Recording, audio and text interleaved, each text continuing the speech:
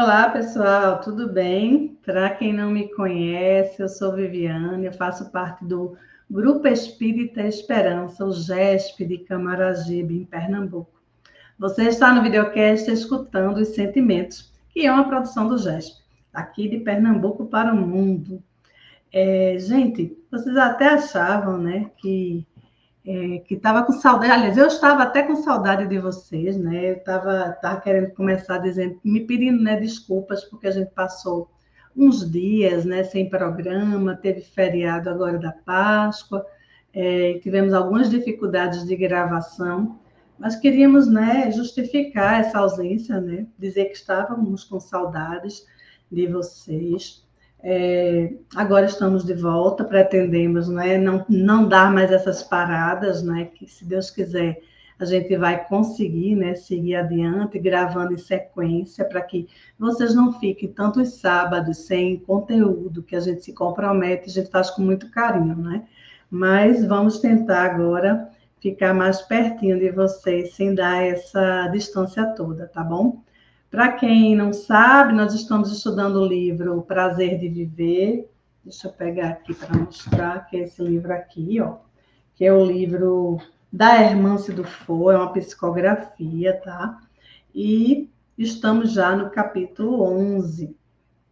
Se você perdeu algum capítulo desse livro, ou se perdeu algum programa, dá uma olhada na playlist aqui no YouTube, que você vai encontrar todos os livros que a gente já viu, todos os livros que a gente já estudou, os capítulos anteriores. Você pode até rever um que você tenha gostado mais, que tenha marcado.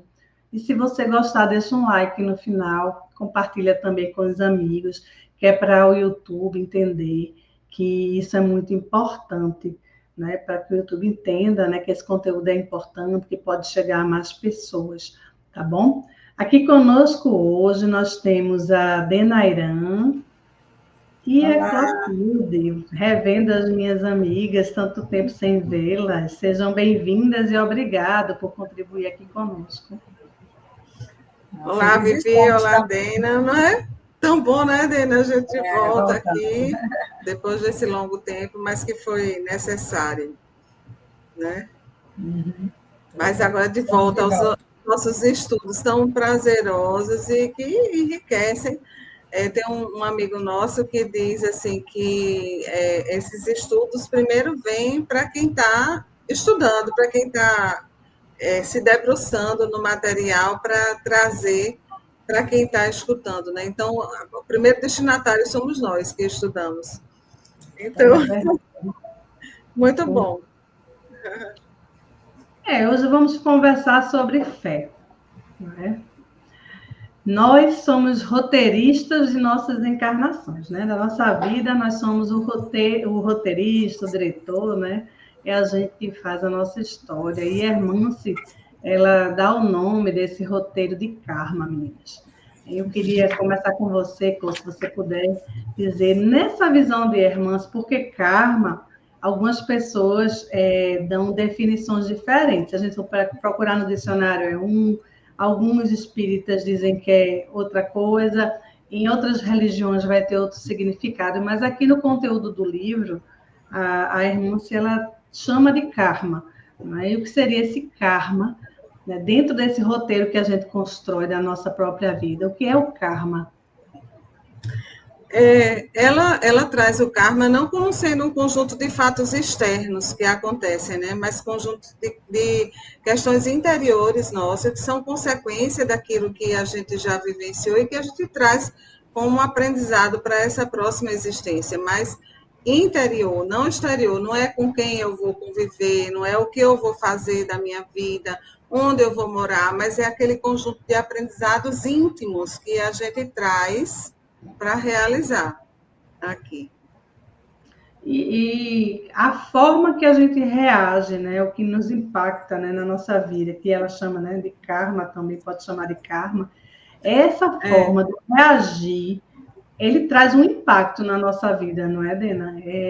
Os acontecimentos vêm na nossa vida, é por isso que eu comecei falando que nós somos os roteiristas da nossa vida, né, e os acontecimentos chegam para a gente, né, e é essa forma de reação que a gente vai trazer para o mundo exterior e vai impactar diretamente na nossa vida, não é isso?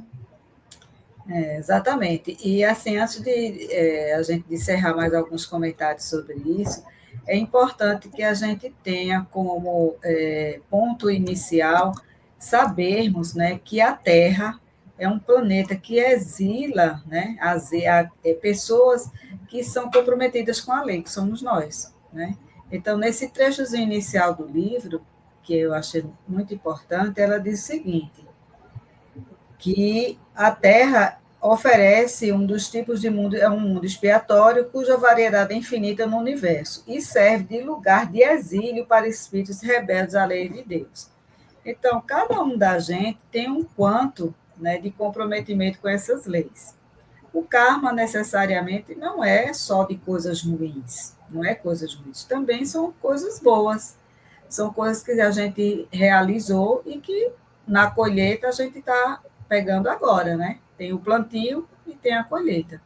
E as situações da vida, elas vão se chegando até nós exatamente pela essa atração, né? Desse compromisso reencarnatório que a gente tem conosco, com a sociedade e com todas aquelas pessoas envolvidas nesse nosso processo de evolução.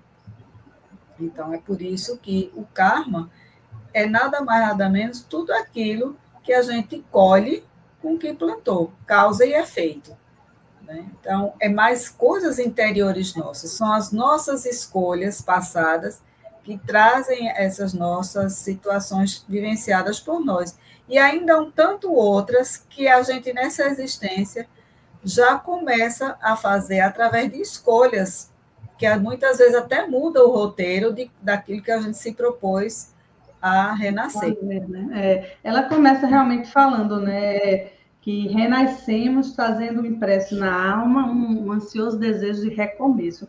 E mais adiante ela vem dizer que o maior adversário da gente, né, de nós, somos nós mesmos.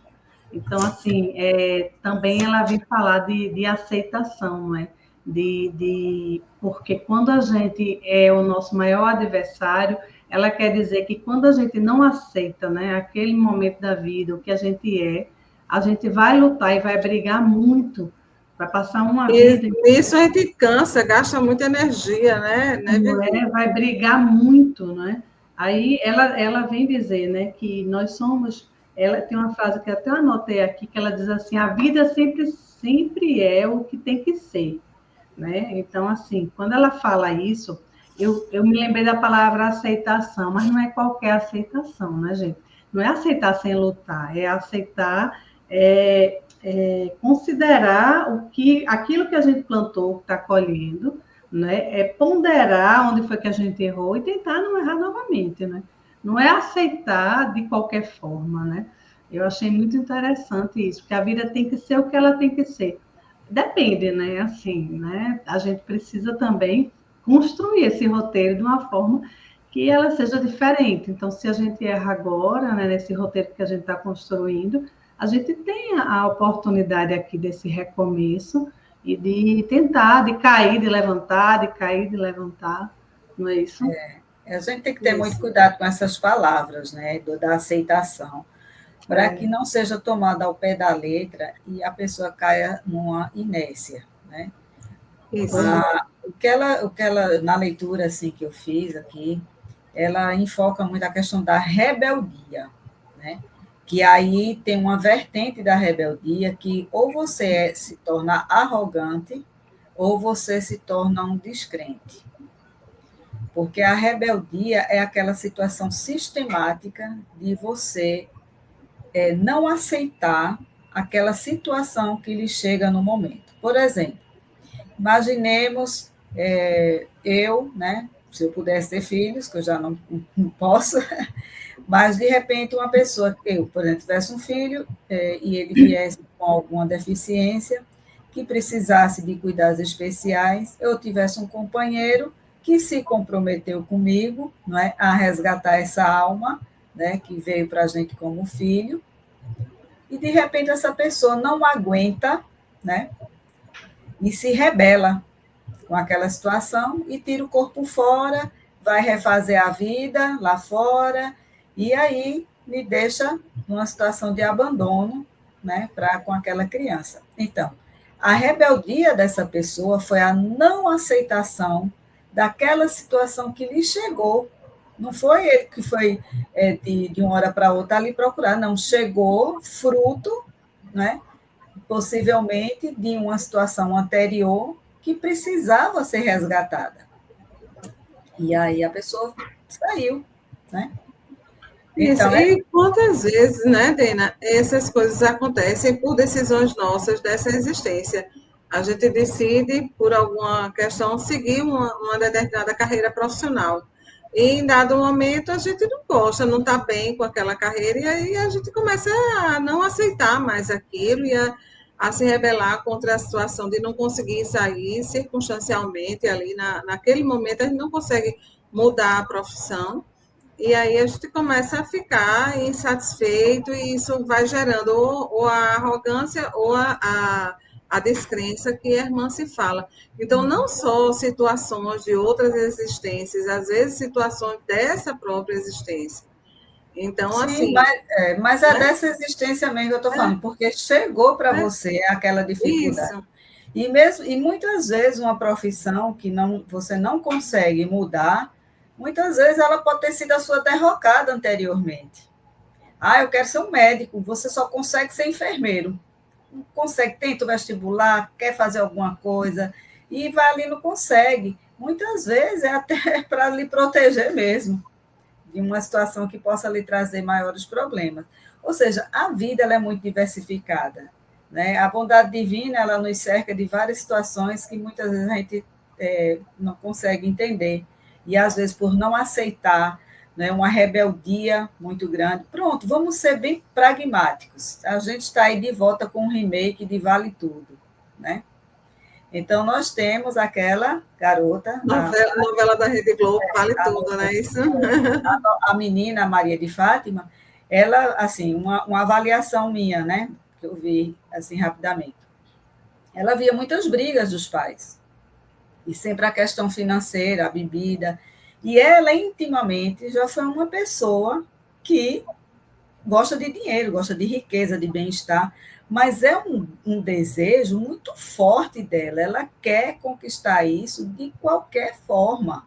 Não é o simples desejo de melhorar de vida, de uma pessoa que nasce numa condição, quer estudar, quer trabalhar e ascende, normal, tranquilo. Mas o dela é um desejo que nega até os pais, vem da casa dos pais. Então, uma das coisas que ela contando, que aquilo ficou muito fixo na memória dela quando criança, é que aquelas brigas bateu nela o desejo de não querer mais ter aquele tipo de vida. Por outro lado, elas foram morar com o avô, que tinha um caráter muito bom, e ela achava que todos aqueles conceitos de moralidade do avô, isso era um impedimento para ela conseguir o que ela queria. Então, ela teria escolha, ou seguir aquelas vibrações boas do avô, aquelas orientações de progredir, mas com honestidade, ou rapidamente ela querer ascender socialmente. E para isso, a rebeldia dela, como diz aqui no livro, leva ela a uma pressa que ela fica passando por cima de situações. E aí ela quer conquistar de toda forma.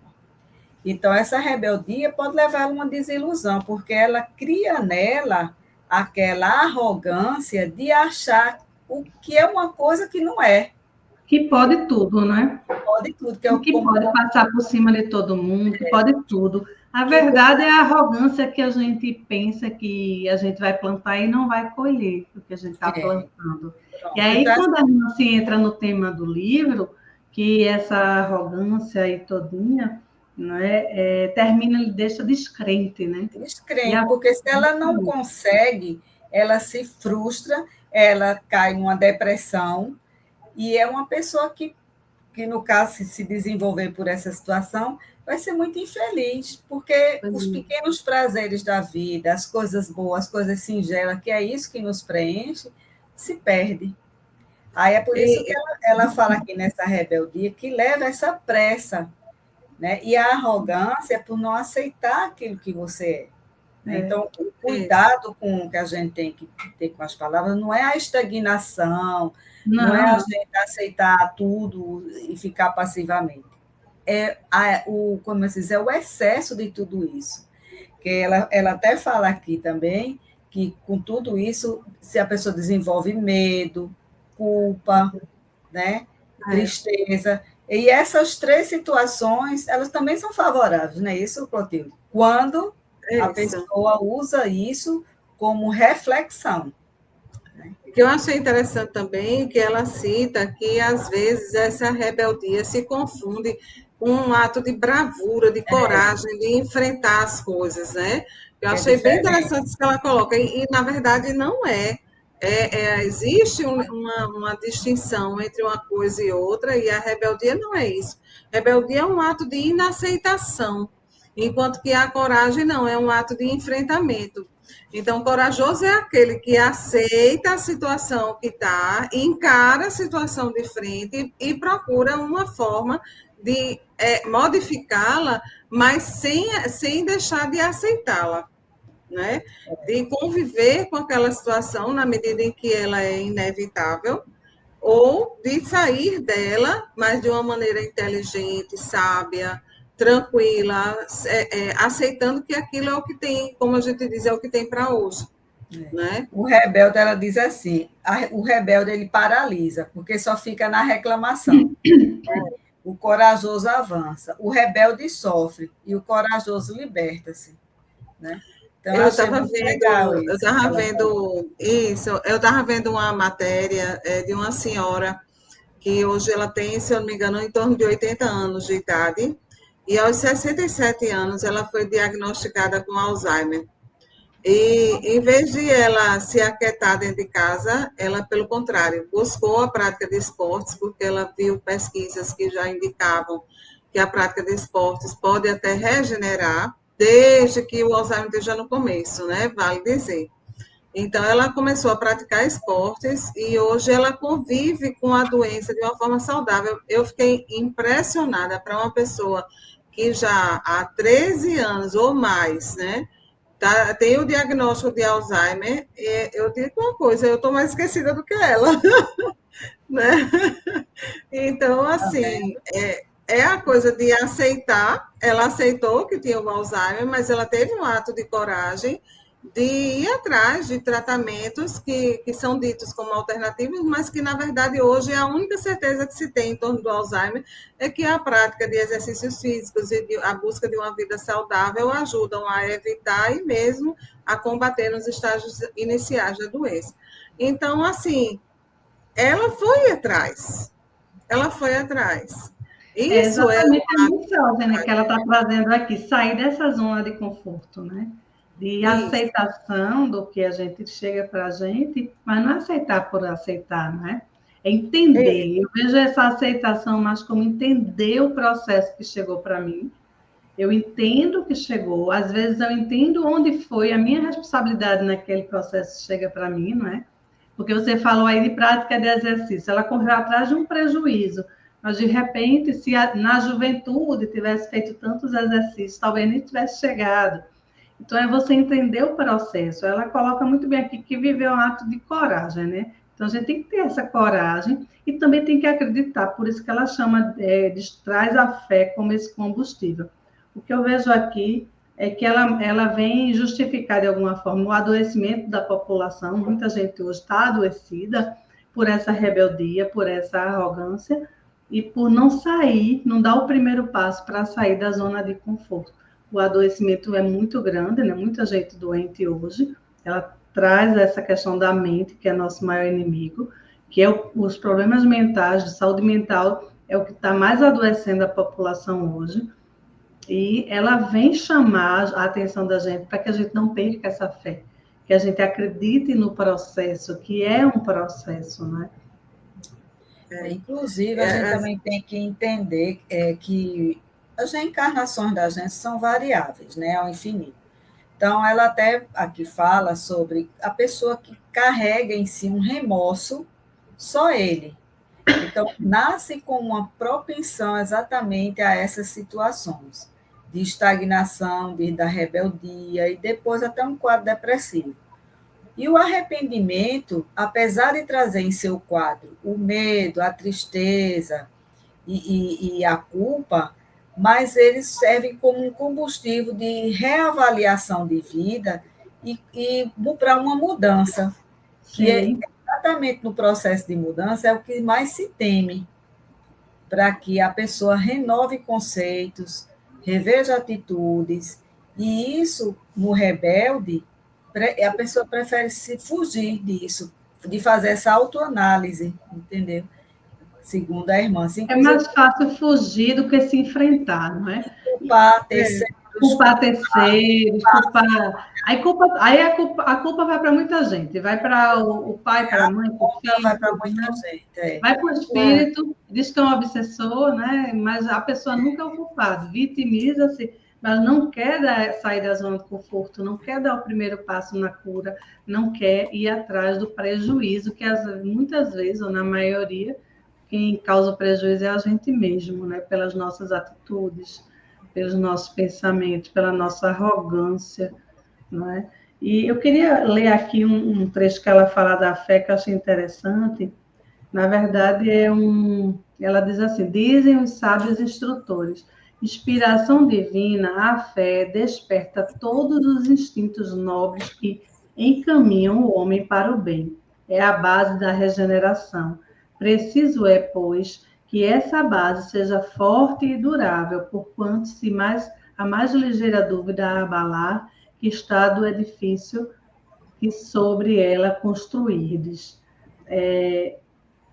Aí, quando eu li esse trecho aqui, né, que ela falou da fé, né, ela citou alguém aqui, eu, eu pensei assim, que às vezes, muitas vezes, a gente esquece, né, ela não está tão solidificada a nossa fé. Nos momentos mais difíceis, às vezes ela abala de alguma forma. E é isso que ela pede, que a gente construa essa fé numa base sólida, para que a gente confie. Confie no processo, confie no maior, no divino, que tudo vai se resolver no tempo certo. E a gente muitas vezes esquece, né? Esquece, deixa essa fé desse tamanho, quando na verdade ela devia ser gigante. É interessante que a fé ela traz uma serenidade, né, muito grande, muito diferente do estado de rebeldia, que traz Isso, essa agitação, ou mesmo um estado meio, que a gente chama de estado, a gente está meio down, né? A gente está meio baixo astral, né? Down eu acho que já está até ultrapassado, é uma expressão ultrapassada, mas a gente está meio para baixo e tal. Então, são estados ligados à rebeldia. Enquanto que quando a gente tem fé, não, a gente fica mais sereno, a gente fica mais tranquilo, porque a gente sabe que tudo está acontecendo da melhor forma. Não é fácil, viu? Não é fácil você acompanhar determinadas circunstâncias de nossas vidas pessoais e você ficar olhando assim, poxa, está tudo certo mesmo, Será que né? eu li esse contrato direitinho antes de nascer? Eu esqueci de ler aquelas letrinhas miudinhas. miudinha, né? Tem alguma coisa aí que ficou solta, né? Mas aí, quando a gente vai, se recolhe em oração, ou mesmo apenas meditando, para aqueles que não creem na força da oração, né? Então, em meditação, que é sempre muito bom, muito bom. E é Então, um a gente dos conselhos que ela dá aqui, né? Você está na presença. encontra E a presença a gente isso. só encontra, né, praticando, né? A meditação é uma técnica ótima, né? Para buscar essa presença, você está sempre no presente. Aí, inclusive, isso é uma coisa que a gente sugere sempre às pessoas, né? Buscar essa meditação, porque ajuda você a se enxergar no meio de um turbilhão de coisas acontecendo no mundo e ao seu redor, na sua vida. Aí, de repente, você para um pouquinho e acerena tudo ao redor, e naquele momento você entra em contato com a sua essência interior, e nesse contato você encontra mesmo a presença de Deus em você. E aí isso traz uma serenidade, traz assim uma dimensão tão grande a esse contato, que todos os outros problemas se tornam menores. Certo dia tinha um médico falando, conversando, dando uma palestra, e eu gosto de dizer que era médico, porque o médico é um cientista, né? E muitos deles se esquecem essa parte, né, humana, o divino, né, que a gente não é um ser único, né? Nós precisamos nos entender como sistema, né? E esse médico falando, olha, se a gente soubesse o poder que tem a respiração, a gente respirava mais. Aí, o que é que ele está falando ali? Ele disse, olha, você não me pergunte por que eu estou lhe dizendo isso, apenas respire. Então, nesses momentos que a gente tem a fé testada, vamos dizer assim, a nossa fé testada, que você diz, não, é muito difícil, né? A gente não lê o contrato direito, a gente nem quer passar por isso. Mas aí ele fala, para nesse momentinho aí, respira e seja presente. Faz 3 respirações profundas, né? E chega, porque uma hora essa serenidade pode chegar, né? Assim, com a respiração. O poder que tem a respiração é curativo. E ela traz você para esse presente, e esse presente vai fazer você lembrar também que você tem fé, né? Do divino. Estudos científicos já comprovam, né? Recentemente saíram publicações a respeito dessa questão da espiritualidade, da fé, né, das pessoas buscarem, através, inclusive, da meditação, exatamente essa serenidade. E eu até sugiro, né, dar uma leitura no Evangelho segundo o Espiritismo, que fala sobre a fé humana, a fé em Deus, né, a fé raciocinada, né, a fé que é o combustível da vida. Porque, diante desse mundo que vivemos, e a gente compreender por que estamos aqui, qual a finalidade de tudo isso, ajuda a gente a não ser rebelde, que todos nós ainda temos essa questão da rebeldia, né? Uns mais, outros menos. Uns querem chutar o pau da barraca e sumir daquela situação a qualquer preço. Outros ficam, mas ainda remancha, mais rebeldia. Poucos, raros são aqueles que abraçam a causa pela qual está passando alguma adversidade, sem essa rebeldia tão aparente, né? Então, triste daquele, né, como se diz, que vive sem ter a fé, porque é como se tudo pesasse no aqui, no agora, sem nenhuma remissão, sem perspectiva de mudança, e a pessoa se agita mentalmente, fica aquela confusão, e aí aparecendo diversos adoecimentos psíquicos que a gente está tendo relatos hoje, né? Diversas situações. E uma coisa assim, que eu achei legal aqui do livro dela é um mapinha que ela fez, né? Tu viu, Clotilde, o mapinha que ela fez aqui no final? Sim, eu acho que esse mapa, na verdade, foi feito pelo médium, não? Foi? Então é uma edição anterior, porque a minha não tem esse mapa. O meu tem esse mapa. Vou mostrar aqui para o pessoal. Eu achei excelente. Mas tu pode ler. Mostra a capa do teu livro, mostra a capa do teu livro. Vocês têm a primeira edição desse livro. O meu já vai. Lê o primeiro, porque eu leio o segundo. Aí não tem outro mapa. Pessoal, vê como é interessante esse mapinha dela. Tu queres ver? Ela fala aqui, deixa eu ver se eu estou no capítulo certo. Estou no capítulo certo. Ela fala aqui que no estado de remorso, né? Um egoísmo. Tu lê essa página que eu leio o outro para ver como é legal isso aqui. Aí o espírito sente egoísmo, está num estado de ilusão. Ele cai numa desilusão, na erraticidade. Nessa queda, ele tem uma sensação de fracasso e que leva a um remorso, uma fixação crônica no sentimento de culpa. E aí ele reencarna. Quando ele reencarna, ele passa por um processo de dor e resgate, né? Aquela dor resgate.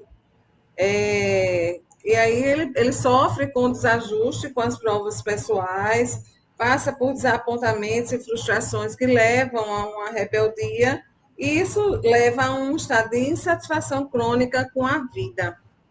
Isso aqui mostrando como se reencarna com esse peso do remorso, que é diferente do arrependimento, né? Uhum. Aí depois ela fala aqui, dor, resgate e novos ciclos de dor. Aí ela diz assim, o que é que leva, né? A insatisfação crônica com a vida. Aí leva a diversas situações. Então, um leque emocional, que é o medo, a culpa e a tristeza. Com a culpa, com o medo, a pessoa, não querendo mais errar, muitas vezes leva ao perfeccionismo. Sim. A culpa, a pessoa começa a se punir o tempo inteiro. E a tristeza leva a uma baixa estima. Todas essas três situações levam a um quadro de angústia. Nessa angústia, a pessoa pode ser levada para a arrogância ou para a descrença. Ambos, arrogância e descrença, levam a um adoecimento mental, ou seja, depressão, tédio, ausência de sentido para viver, retomada da programação mental de queda e remorso. Então, o peso... Nada disso acontece hoje, né? Então, a gente encontra, assim, muitas vezes, até a gente mesmo, às vezes, de repente, a gente se pega com isso aqui. Então, o orar e vigiar é recomendado, né, por Jesus, outro ponto importante para que a gente se reerga. Ter um remorso, ótimo, porque você se reconheceu no erro, mas tem que ter o arrependimento, que a gente já estudou até isso lá atrás, né, para iniciar o processo de retomada, né? Só uma coisa assim, que eu estou vendo que o nosso tempo já está se esgotando, né, Vivi? Vamos encerrando. Mas só para destacar, assim, que todo esse resumo que eu e Dena lemos está no livro, né? Mas, assim, ele não é para a gente se fixar nisso aqui, é para a gente perceber que o quadro que a gente atravessa é um quadro perfeitamente explicável diante da situação que a gente traz ao longo das reencarnações e que foi chegando e que desagou no que a gente vive hoje, mas que existe solução. Sim. Existe solução. Fácil não é.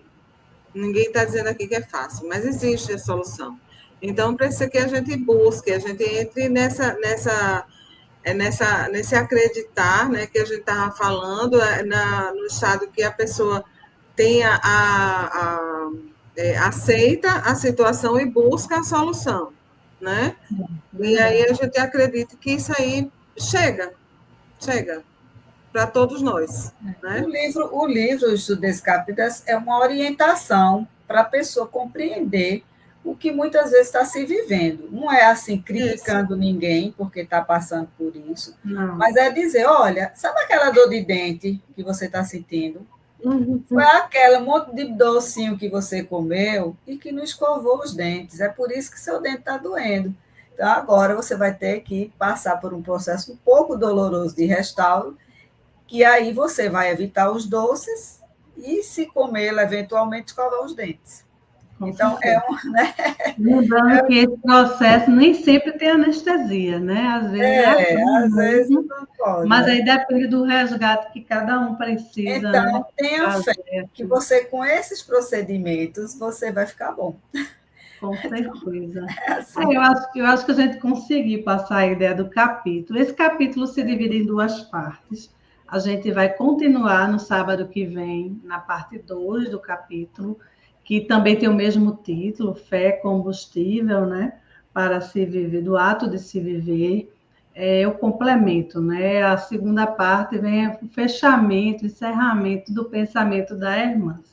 E eu queria agradecer a Dena e a Clotilde pela participação, dizer a você que está nos assistindo que, se quiser saber da programação do GESP, acompanhar as atividades da casa, é só seguir a gente nas redes sociais, no Instagram, do Facebook. Lá a gente divulga a programação do mês, os horários. Eu vou colocar também aqui na tela o telefone do GESP, é o 99538-3498.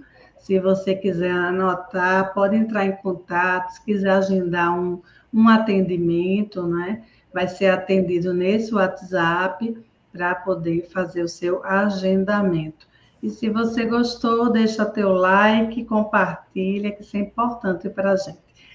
Meninas, próximo capítulo, sábado que vem, a gente continua esse assunto, falando de fé. Um beijo para vocês e muito obrigada. Tchau, tchau.